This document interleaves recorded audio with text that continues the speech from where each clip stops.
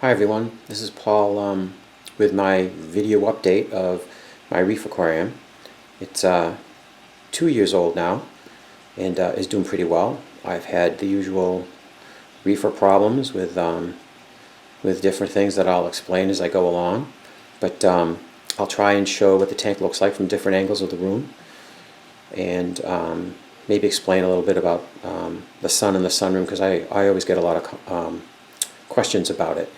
So this is what the tank looks like when you come into the room from the side door from the garage. And you can come into the room this way. And the other entrance would be over here. This is through the kitchen. So it looks like this when you walk in through here. And you see the tank from this view. The other view is from outside, the side door over there. When I get over there, I'll show that. But this is the couch where I hang out on all the time.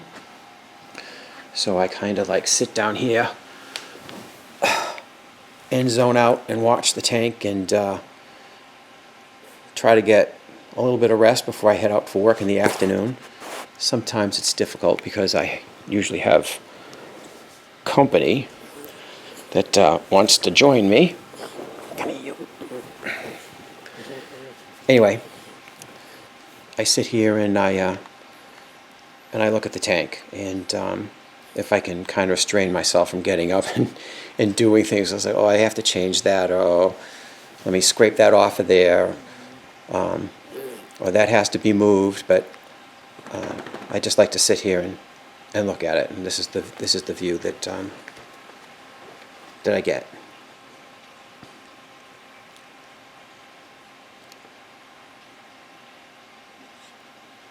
Sorry for the bumpiness, but the dog hit my elbow. So, I think I may have mentioned this in one of my other videos, or everybody has kind of like a philosophy of reef keeping and the way they want their tank to look. And they have pet peeves of what they don't want to see and what they do want to see. And what I don't want to see is a big wooden block on the top of my tank. I know for a lot of setups it's necessary, especially if you're using a metal halide fixture or something that needs something like that. But that's one of the reasons I got away from that, is I don't want to see a big block hanging from the top of my tank. Lights hanging, that's okay. That doesn't bother me. I think that looks kind of cool, actually. And the same can be said for the stand. I want to see the tank. I don't want my eye to be drawn to a big block on the bottom or a big block on the top, or elaborate woodwork. So I'm lucky in that my sump is in my basement, and that all the plumbing and the electrical, they go down the legs of the tank and down into the basement. So it's much easier for me to hide. But in constructing this tank, it was in the plan from the beginning to try and make that stand disappear. And that's one of the reasons why I have it tiled with the same tile that's on the floor. And I think it's worked out pretty well. And then I used to have metal halide lighting and some T5s, and they were hanging up there, and it didn't look great. I'm very thankful when LEDs came along, because it allowed me to neaten things up considerably and make it as unobtrusive as possible. So the other thing people talk about a lot is their preferences for their circulation pumps. Some people don't like to see wires. I don't like to see the pumps at all. It's extremely difficult to accomplish, and I certainly haven't accomplished it completely. But I don't like to see pumps on the side of the glass or the acrylic, whichever it is you have. It just, I think it draws the eye. For this tank, I just want to see the reef and the clear acrylic all around it. And it makes it difficult to get your circulation done correctly, but I've managed to do it. I still want to hide my pumps a little bit better. I'm hoping as the corals grow, they'll disappear more and more. but we'll see. Anyway, if I can get my pooches off of me, I'm going to get up, start walking around. I've gotten plenty of good growth. I've had a couple of problems, Aptasia and Mojanos, and I put some filefish in here to take care of it.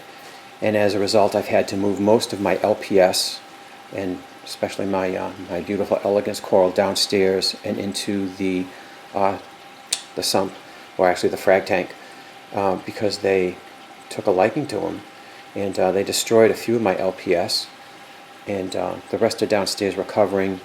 And once they've managed to eliminate the Mojanos and the Aptasia, I have to get them out of here, and then I can put my corals back. So that's one problem. Another problem is I've had 3 outbreaks of cyano, which I really despise cyano. I can't figure out the reason why. I mean, the tank will be clear and look beautiful, and I don't change anything in terms of food or fish or my maintenance, and then just suddenly it starts appearing, and it can spread all over the place. I think the lack of an algae scrubber with this particular aquarium is one of the reasons. I took the last one down because, you know, I remodeled downstairs in the sump, and the old one didn't fit in the new remodel, and I haven't built a new one yet. So it's one of the things that I have on my list of things to do. The anemone has grown back to full size, if not larger, and I have them kind of squished in here. It keeps them contained. I've been thinking about moving them to the other side of the tank. I'll show you the spot when we get there. But people ask me, if you could do something different, what would you do? And when you look at this view, you can see how nice it looks. And the reason it looks good is because of depth. And I think depth in an aquarium naturally is very hard to do. But for me, the challenge is I have internal overflows, and there's not much space between the edge of the overflow and the edge of the acrylic. So the reef tends to be very steep. If I could do things over again, I would want this tank to be wider. I'd probably have to make a bigger room if I was going to do that, but that's really the only way to solve the problem of having a tank that you can walk all the way around and you have these internal centered overflows. So with a wider tank, I would be able to have more space between the edge of the overflow and the edge of the acrylic, and the walls of the reef would not be so steep. There's a little frag of a red planet that I did the other day.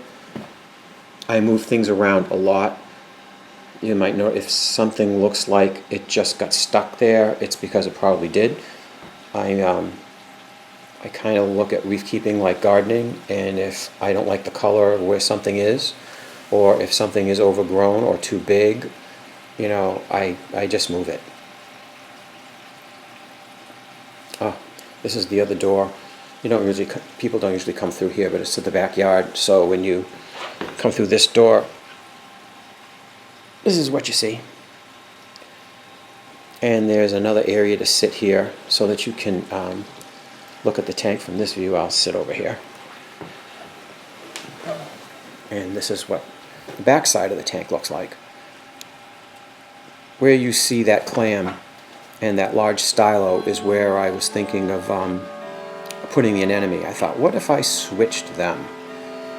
There's more room there, so the anemone could stretch out, but my concern is how much would it stretch out? Would it hit the edges of those acros?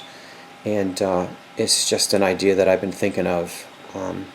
I also like the movement in the front of the tank that the anemone shows, and I haven't made my mind up yet. I'm going to think about it some more. I ask friends and take opinions, and I'll make up my mind eventually, especially if it continues to grow.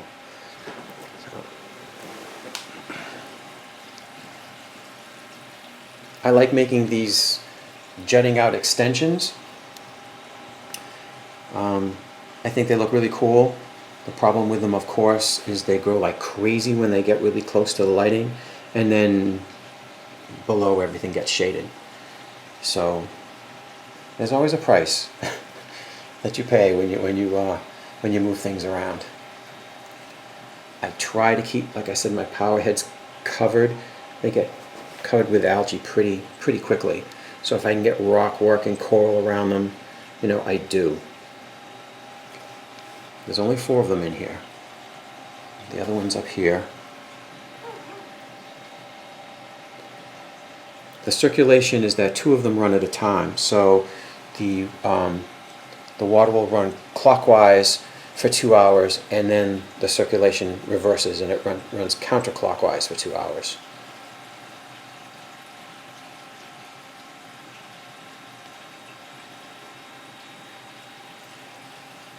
I really tore things apart over here last week. I had some really large colonies. I took them out, fragged them, moved things around.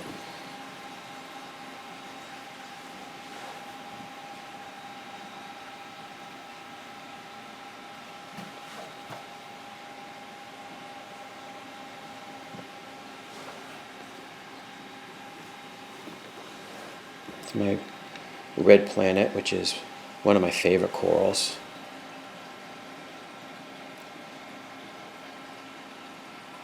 I get questions about, sunlight in the reef, and some people think that, I have success because of it.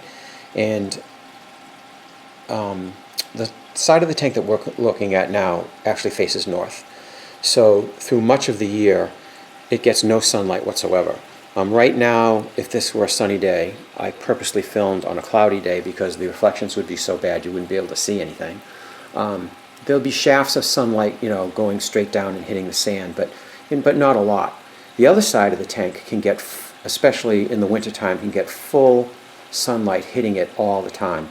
And to tell you honestly, I don't see any difference in the growth rate or the coloration of the corals. People say, oh, you must get a lot of algae growth. Again, I don't see any difference in the algae growth in the front of the tank than I do in the back of the tank. And you want to duplicate the sun. I mean, that's what we spend all this money on lighting for. A reef, needs the sun. So I think Mike Paletta just recently put up a tank in his home trying to use just sunlight, and I probably could have saved him some time by letting him know that at our latitude, and he's in Pennsylvania, I'm in Massachusetts, it just can't be done. First of all, there's a significant amount of cloudy days, especially in the wintertime. And the sun just dips too far on the horizon in the fall. So you need much more consistent lighting, to have SPS. LPS, sure, softies, stuff like that, that would be fine. But the corals that need the high intensity light, you're not going to be able to do that at these latitudes. So there it is. 2 years growth. Hope you enjoyed it.